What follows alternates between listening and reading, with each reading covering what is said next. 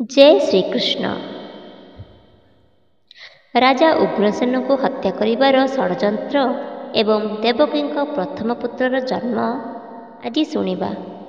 ସେତେବେଳେ ମଥୁରା ପ୍ରସାଦ ବିଶାଳ ଏବଂ ଶାନ୍ତ ଦେଖାଯାଉଥିଲା, କିନ୍ତୁ ଭିତରେ ରାଜନୈତିକ ଷଡ଼ଯନ୍ତ୍ର ଏବଂ ଭୟର ଏକ ଜାଲ ବ୍ୟାପି ଯାଇଥିଲା।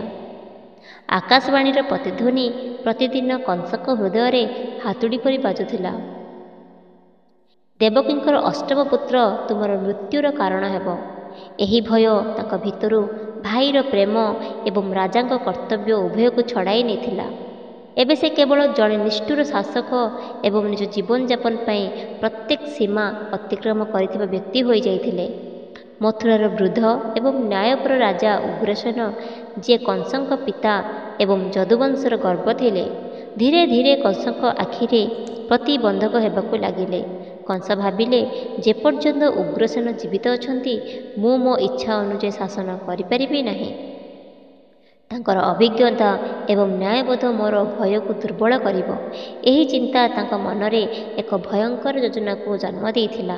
ତାଙ୍କ ପିତାଙ୍କୁ ସିଂହାସନରୁ ହଟାଇ ତାଙ୍କୁ ବନ୍ଦୀ କରିବା। ଗୋଟିଏ ସନ୍ଧ୍ୟାରେ ଯେତେବେଳେ ମନ୍ତ୍ରୀ ଏବଂ ସେନାପତିମାନେ ରାଜଦରବାରରେ ଏକତ୍ରିତ ହୋଇଥିଲେ, କଂସ ସମସ୍ତଙ୍କ ସମ୍ମୁଖରେ ଉଗ୍ରସେନଙ୍କ ବିରୁଦ୍ଧରେ ମିଥ୍ୟା ଅଭିଯୋଗ ଆଣିଥିଲେ। ରାଜା ବୃଦ୍ଧ ହୋଇଗଲେଣି, ସେ ରାଜ୍ୟ ଶାସନ କରିବାରେ ଶକ୍ତି ହରାଇଛନ୍ତି। ତାଙ୍କର ଅଶକ୍ତି ଏବଂ ଦୁର୍ବଳତା ଶତ୍ରୁମାନଙ୍କୁ ଆମନ୍ତ୍ରଣ କଲା। ଦରବାରରେ ନୀରବତା ଛିଣ୍ଡିଗଲା।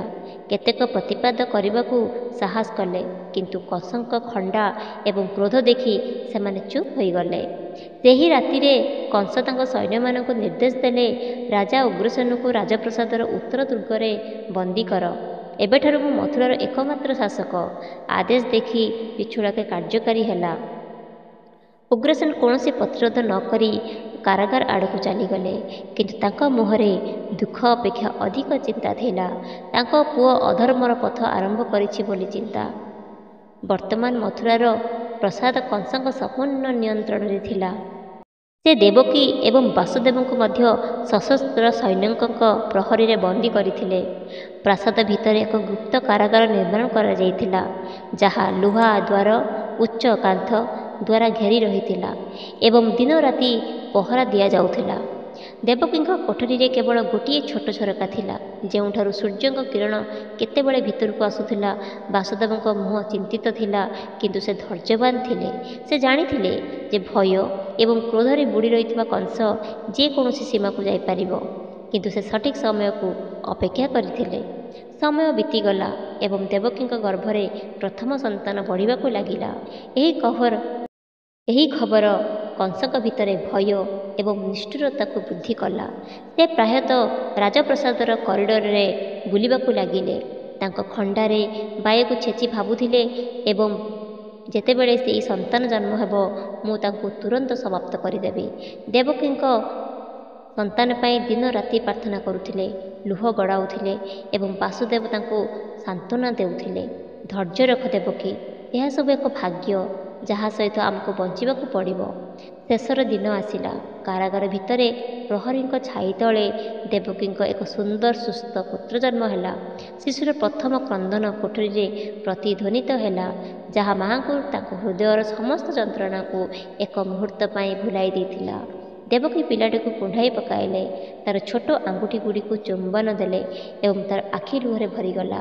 ବାସୁଦେବ ମଧ୍ୟ ନିର୍ଦ୍ଦୋଷ ଶିଶୁଟିକୁ ଚାହିଁ ନୀରବରେ ପ୍ରାର୍ଥନା କଲେ, ହେ ପ୍ରଭୁ, ଏହି ନିର୍ଦ୍ଦୋଷ ଶିଶୁଟିକୁ ରକ୍ଷା କର। କିନ୍ତୁ ଏହି ଖୁସିର ମୁହୂର୍ତ୍ତ କ୍ଷଣସ୍ଥାୟୀ ଥିଲା। କିଛି ସମୟ ପରେ କାରାଗାରର ଭାରୀ ଦ୍ୱାର ଖୋଲିଗଲା ଏବଂ କଂସ ଭିତରକୁ ଆସିଲେ। ତାଙ୍କ ଆଖିରେ ଭୟ ଏବଂ ନିଷ୍ଠୁରତାର ମିଶ୍ରଣ ଥିଲା। ସେ ଶିଶୁଟିକୁ ଚାହିଁଲେ ଏବଂ କୌଣସି ଦୟା ନ କରି ତାକୁ ତା ମା କୋଳରୁ ଟାଣି ଆଣିଲେ। ଦେବକୀ କାନ୍ଦିଲେ, ଭାଇ, ସେ ତୁମର ଭାଣିଜୀ, ସେ ତୁମର କ'ଣ କ୍ଷତି କରିବ? କିନ୍ତୁ କଂସର ହୃଦୟ ପଥର ହୋଇଯାଇଥିଲା। ସେ କହିଲେ, ଆକାଶର ସ୍ୱର ମିଛ ନୁହେଁ। ପ୍ରଥମ ହେଉ କି ଅଷ୍ଟମ, ମୁଁ କାହାକୁ ଛାଡ଼ିବି ନାହିଁ। ଏବଂ ତାପରେ ସେ ଶିଶୁଟିକୁ ପଥର ଉପରେ ଫିଙ୍ଗିଦେଲେ ଏବଂ ତାର ଜୀବନ ନେଇଗଲେ। ଦେବକୀର ଚିତ୍କାର ଏବଂ ବାସୁଦେବଙ୍କ ନୀରବ ଯନ୍ତ୍ରଣାରେ ରାଜପ୍ରସାଦର କାନ୍ଥଗୁଡ଼ିକ ପ୍ରତିଧ୍ୱନିତ ହେଲା। ସେହି ରାତିରେ ମଥୁରାର କୌଣସି ଗୀତ ଗାନ ହେଉନଥିଲା, କୌଣସି ଦୀପ ଜଳି ନଥିଲା। ଯେପରି ସମଗ୍ର ନଗର ସେହି ନିର୍ଦ୍ଦୋଷ ଶିଶୁର ମୃତ୍ୟୁ ପାଇଁ ଶୋକ କରୁଥିଲା। କଂସ ତାଙ୍କ କୋଠରୀରେ ବସି ଆକାଶବାଣୀର ସ୍ମୃତିରେ ହଜିଯାଇଥିଲେ।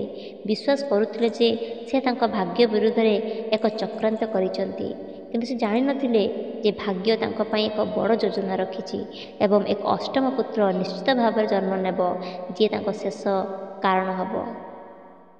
ଯଦି ଆପଣଙ୍କୁ ଏହି କାହାଣୀଟି ଭଲ ଲାଗିଛି ତେବେ ଚ୍ୟାନେଲଟିକୁ ଲାଇକ୍ ଏବଂ ସବସ୍କ୍ରାଇବ୍ ନିଶ୍ଚୟ କରନ୍ତୁ। ଧନ୍ୟବାଦ।